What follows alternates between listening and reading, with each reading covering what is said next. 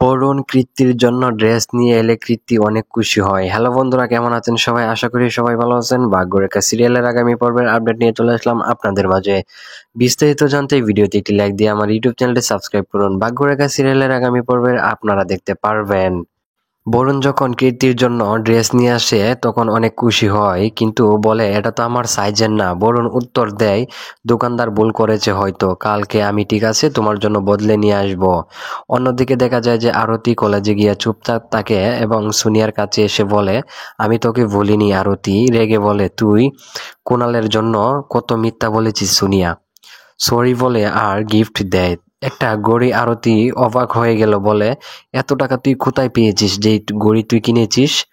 Sonia mobile বের করে দেখাচ্ছে সে জুয়া খেলেছে। এদিকে কৃত্তির শাশুড়ি তার জন্য চিড়ের বিরিয়ানি আর রান্না করে রেখেছে। কৃত্তি বিরক্ত হয়ে বলে, প্লিজ পিৎজা বানাতে পারে না? তখন শ্রদ্ধা এসে বলে, পিৎজা বের করে দেয় এবং কৃত্তির শাশুড়ির খাবার না খেয়ে শ্রদ্ধার পিৎজা খেতে চায়। এটাই তো রেডিওতে ঘটনা বললে অভয়ের মা বলে, আমার বউ সব কাজ কাকিমার বাড়িতেই করে, আমার বাসায় কিছুই করে না। বরুণের মা কষ্ট পেয়ে তারপর, এবং সেটা কেউ বুঝে না।